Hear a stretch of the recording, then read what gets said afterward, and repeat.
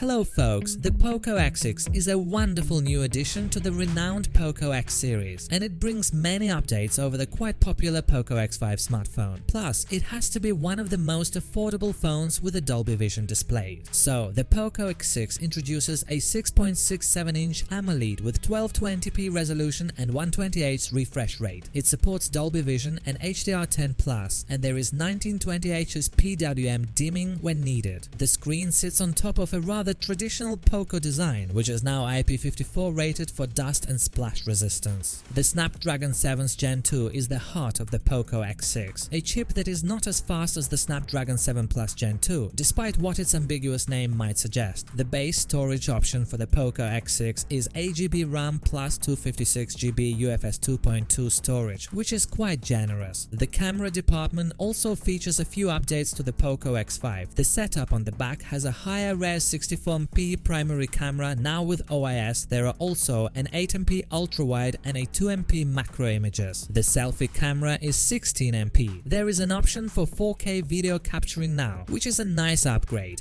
Other interesting bits of the Poco X6 are the stereo speakers and the large 5100mAh battery with 67W fast charging. The X series comes packed in black boxes with yellow labels. The retail box of the Poco X6 contains a 67W charger, a USB-A to C cable and a black silicone case. The Poco X6 came with a thin protective film applied to its display, and the Poco X6 has a familiar Poco design. No nonsense, easily recognizable, and with the signature huge black blot with the Poco logo around the cameras. The Poco X6 is a symmetrical smartphone with flat panels and a flat frame. It has a Gorilla Glass Victor sheet keeping the screen safe, a sturdy plastic frame with a matte finish, and a glossy piece of flat plastic on the back. The best part is that the back doesn't catch fingerprint smudges quickly, while the camera module also remains clean. The phone isn't that big, it is easy to hold, use and offers a firm grip. You get the 3.5mm headphone jack as well as the IR blaster. The white Poco X6 has a marble texture under the first layer of plastic, which makes it more unique, and smudges are not as obvious. Overall, the build quality is decent for the price. However, the camera module is something that still looks giant. The Poco X6 is IP54 rated for dust and splash protection. The bottom contains the dual SIM tray, the primary microphone, the USB-C port and the second speaker.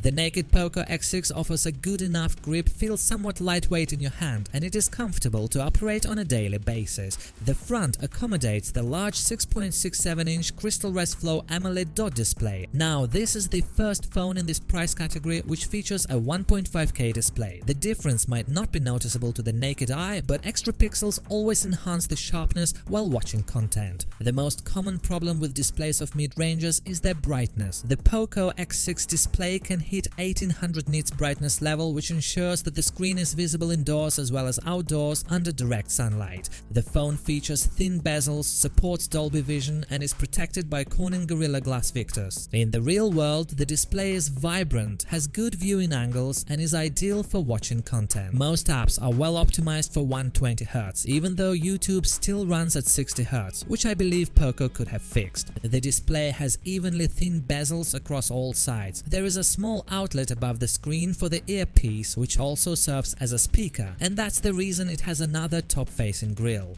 There is also an optical fingerprint scanner under the screen, and it is as fast and reliable as these go nowadays. Unlike the Poco X6 Pro, which comes with HyperOS right out of the box, the regular X6 will get it via an update, and it will count as one of the promised 3 major updates and 4 years of security patches promised by Poco. The home screen, recent apps and general settings remain unchanged. The app drawer is also enabled by default and cannot be disabled on Poco phones. There are custom and preset app categories for faster navigation. The split between a notification shade and control center is enabled by default. In case you are not a fan, you can always revert back to the standard notification shade with quick toggles in one place. Themes have always been a huge part of MIUI, and they are available on MIUI 14 too. You can download new ones from the theme store, and they can change wallpapers, ringtones, system icons, and even the always-on display style. Of course, always-on display customizations are also available in addition to the presets. To our surprise, there's no true always-on display functionality, as it can only be shown for 10 seconds after tapping on the locked screen. It's not always on.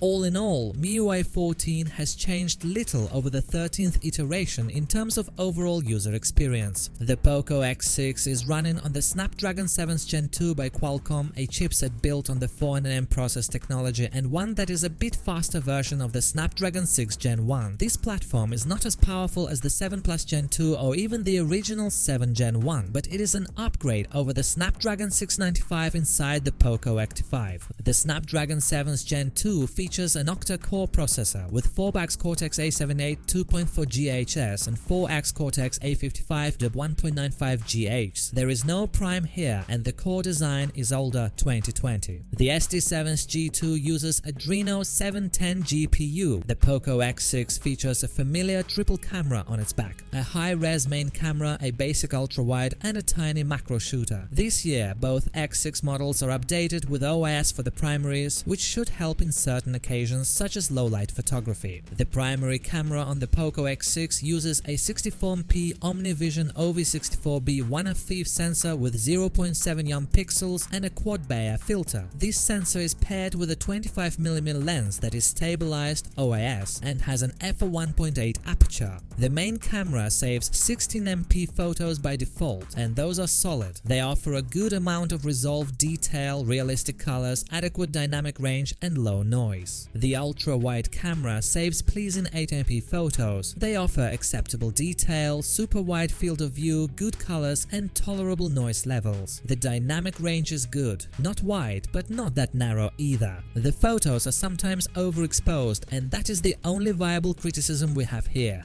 Our selfie camera here saves upscaled 16MP images, which is alright when it comes to the subject's exposure and rendition, good colors and wide dynamic range, but the detail is average at best and everything is soft. The Poco X6 supports auto night mode. It is enabled by default in the advanced camera settings. This means that the camera app will decide when and where to use night mode and its exposure time. The night photos from the main camera are average. The detail is lower than expected. There is visible noise and the colors are punchy. The photos are well exposed with good dynamic range though, and that is what balances out their imperfections. The Poco X6 supports 4K 30fps video capturing on its primary camera. The ultra-wide camera maxes out at 1080p u30fps. Finally, 1080p at 60fps is available on the main and selfie cameras. There is an always-on electronic stabilization working across the main and ultra-wide camera, but not on the selfie and macro. The daylight videos from the main camera are excellent. They are detailed with low noise, accurate colors, good dynamic range and high contrast. The Poco X6 is an excellent upgrade over the Poco X5, improving on almost every single aspect: design, display, battery and charging, speakers, performance, camera, software even. And it is as well-rounded as every other Xiaomi-made phone and offers great bang for the money. We like the Poco X6 for its IP54 rated design, but the real showstopper is the Dolby Vision OLED with all sorts of niceties. The 67W fast charging and the new chip are quite alright too. The cameras do well in broad daylight, but the low-light performance is mediocre at best.